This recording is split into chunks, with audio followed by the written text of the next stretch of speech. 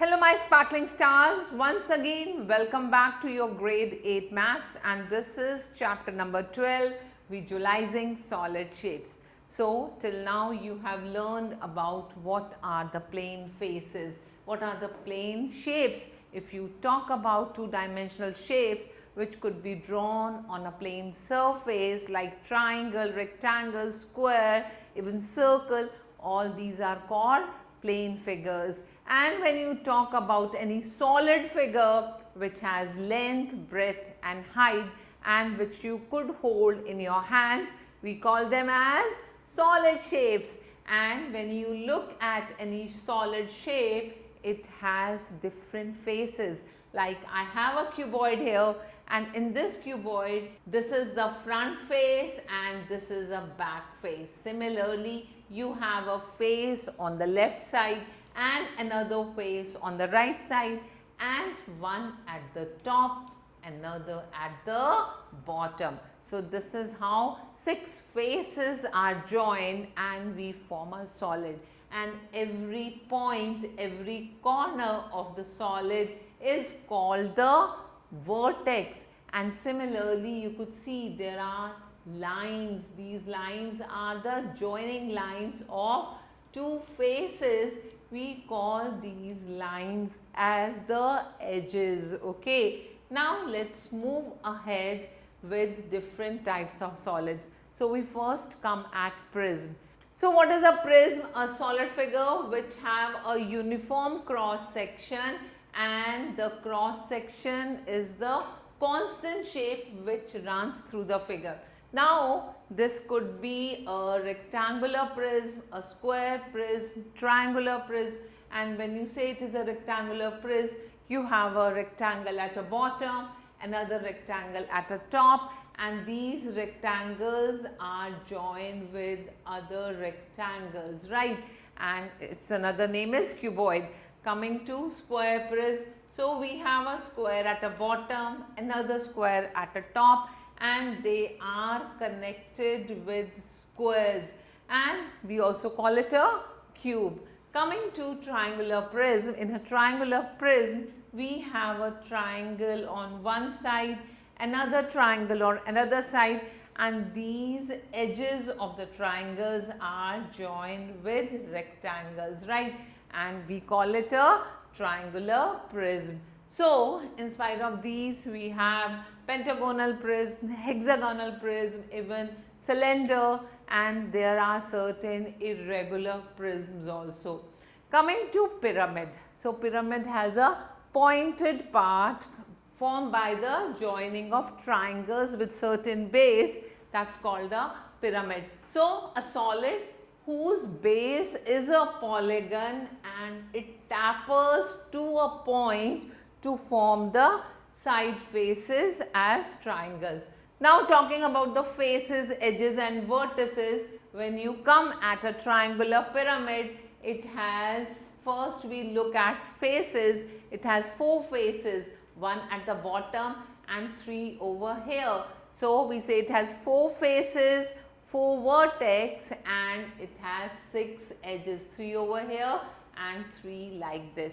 And when you talk about the rectangular pyramid, it has 5 faces, 1 at the bottom and 4 triangular faces, and it has similarly 5 vertex, 1, 2, 3, 4 and 5 here, and 8 edges are there.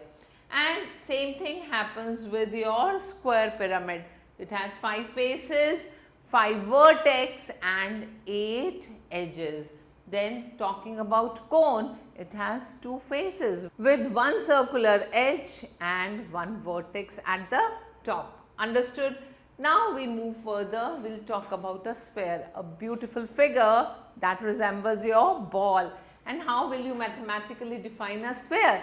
A sphere is a circular solid in which every point on the surface is at equidistant from the center of that solid. So when you look at the ball, ball को देखते हैं, उसके बिल्कुल centre पर आपका एक point होता है और वो पॉइंट आपके सरफेस के हर पॉइंट से इक्विडिस्टेंट होता है.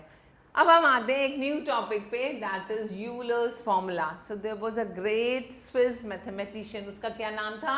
Leonard Euler's. और लियोनार्ड यूलर्स ने एक बहुत इंटरेस्टिंग फॉर्मूला डेवलप किया था, जो फॉर्मूला पॉलीहेड्रॉन्स पर अप्लाई होता है. अब पॉलीहेड्रॉन क्या होता है? कोई भी सॉलिड फिगर जिसकी फेसेस फ्लैट होते हैं, लाइक आप बात करेंगे तो triangular prism, triangular pyramid, square prism, square pyramid, pentagonal pyramid. तो ये सारी फिगर्स आपकी पॉलीहेड्रॉन्स कहलाती हैं. स्फेयर, कोन, ये चीज़ें कभी भी पॉलीहेड्रॉन नहीं होती. अब हमने यूलर्स फॉर्मूला सीखना है कि यूलर्स फॉर्मूला क्या होता है. So according to Euler's formula, remember V plus F minus E is always equal to 2. And V is the vertex of the polyhedron, F is the number of faces of polyhedron and E represents the number of edges of a polyhedron. तो अगर आप cube, square prism या triangular prism, pentagonal prism, किसी भी prism या pyramid की बात करेंगे तो उस पर यूलर्स फॉर्मूला एप्लीकेबल होगा. Let's see how. सबसे पहले हम आते हैं क्यूब पर. क्यूब के number of faces 6, very good. Number of vertices, wonderful, it is 8. And number of edges बताएंगे, yes, that's 12. अब हमने क्या किया? अप्लाई किया formula F plus V. What is F plus V? 6 plus 8, that's equal to 14. और 14 में से इस 12 को माइनस किया तो हमें मिला 2. अब हम आते हैं दूसरी फिगर पे, स्क्वायर प्रिज्म. स्क्वायर प्रिज्म में number of faces 6, number of vertices 8, number of edges 12. Let's add both of them. हमें मिला 8 plus 6 is 14 minus 12, again we get 2, and it is also applicable on another figures like triangular prism and pentagonal prism. So we come to the conclusion कि Euler's formula सारे polyhedron पर applicable होता है. Now we take another topic, that is net. Net क्या होता है? किसी भी 3D शेप को जब आप ओपन करते हैं, स्प्रेड करते हैं, प्लेन फिगर बना देते हैं उसको ओपन करके, तो आपका जो एक स्ट्रक्चर मिलता है, that's called the net of your 3 dimensional figure.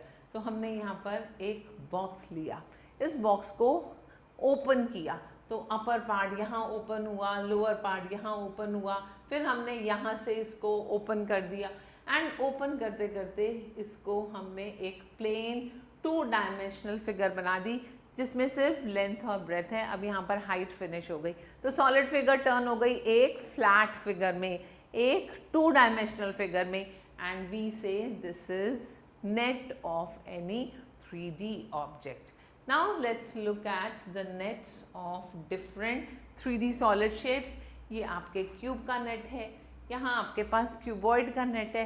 बहुत ही अच्छा एक्सपीरियंस होगा, आप एक क्यूबॉइड को लेकर बैठे किसी शू बॉक्स को या किसी भी घर में रैपिंग बॉक्स को, मैच बॉक्स को इवन, और उसको ओपन करेंगे तो आप ऑब्जर्व करेंगे कि एक नेट क्रिएट हो गया. राइट, ऐसे ही मेरे पास एक सिलेंडर था. आप अपनी पेंसिल की बॉक्स को जो सिलेंड्रिकल शेप में होती है उसको ओपन करेंगे तो उसका ये अपर पार्ट, हमारा ये लोअर पार्ट, और जो बीच में सर्कुलर पार्ट है उसको एक जगह से कट कर देंगे तो आप क्या ऑब्जर्व करेंगे, उसका ये रेक्टेंगल बन गया. एंड सिमिलरली एक कोन को ओपन करके ये शेप आएगी और ट्रायंगुलर प्रिज्म को ओपन करके ये शेप आएगी जिसमें आपके पास 2 ट्रायंगल्स थे और वो 3 रेक्टेंगल से ज्वाइन हो रहे थे. Right, so this way you open up your particular shape और उसको ओपन करके ऐसे डिफरेंट शेप के नेट्स मिलेंगे जो सॉलिड शेप को आपके 2D शेप्स में कन्वर्ट करते हैं. अब हम सीखते हैं कि यूलर्स फॉर्मूला का क्या यूज़ है.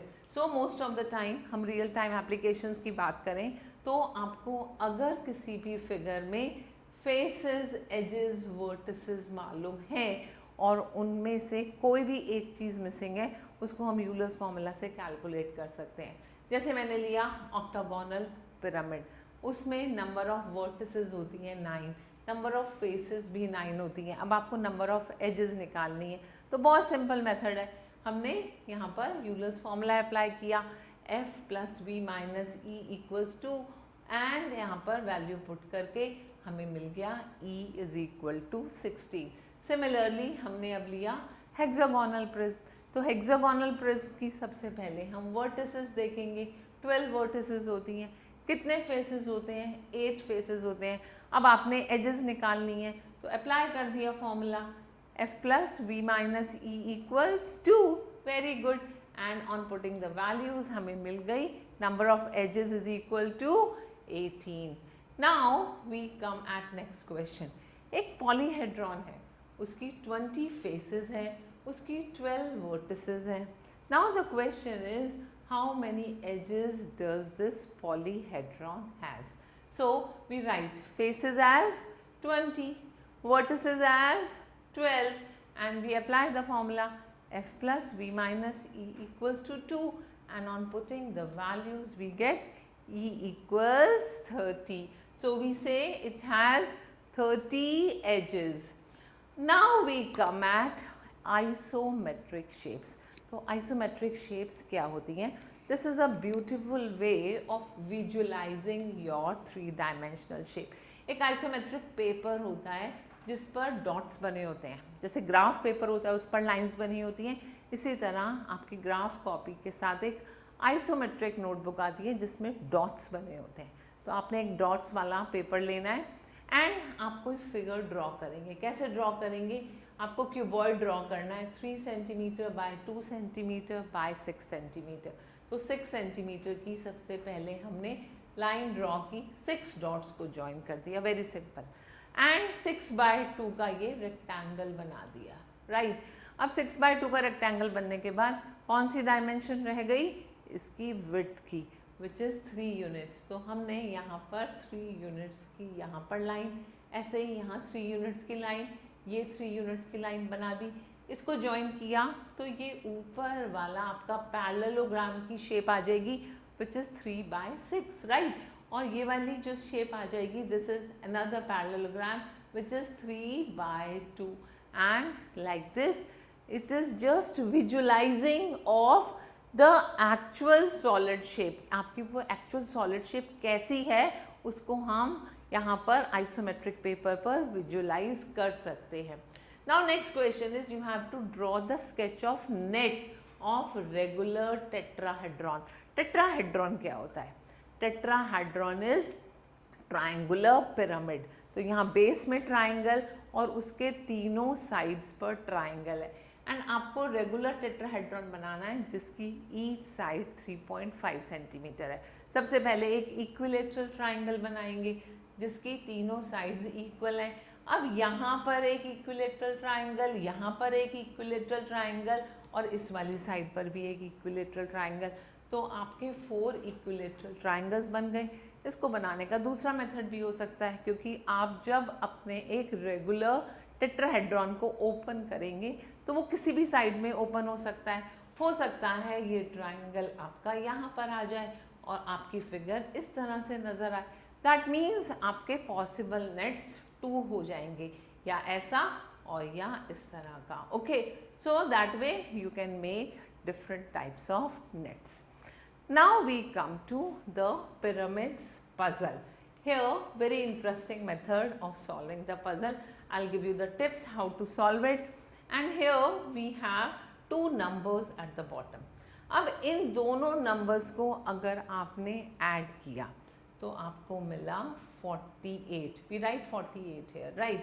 अब इस 48 को लिखकर यहाँ 85 दिया हुआ है, तो 85 में से अगर हमने 48 सब्ट्रैक्ट किया तो हमें ये वाला नंबर मिल जाएगा, क्योंकि इन दोनों का सम ये है, okay. And we get 37 here.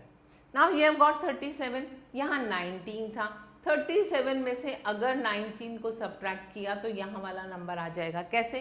क्योंकि इन दोनों नंबर्स का सम 37 है। तो आप यहाँ क्या लिखेंगे? 37 minus 19.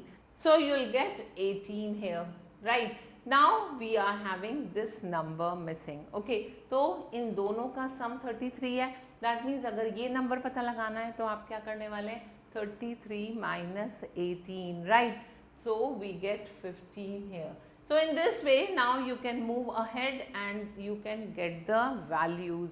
बहुत इंटरेस्टिंग मेथड है, आप इस पिरामिड को कंप्लीट करेंगे and you will have lot of fun and your mental exercise as well. Let's move further. इनको करने के बाद हम एक्सरसाइज पे आते हैं। ये सारे क्वेश्चंस उसी पैटर्न पर हैं जो हमने अभी क्लास में डिस्कस किए हैं। I expect you are going to do them by yourself and enjoy doing them. Now we come at the summary of the chapter. What is a 2D figure? 2D figure like parallelograms, rectangles, square, triangles, they have only 2 dimensions. वो कौन सी 2 dimensions होती हैं? Length and breadth.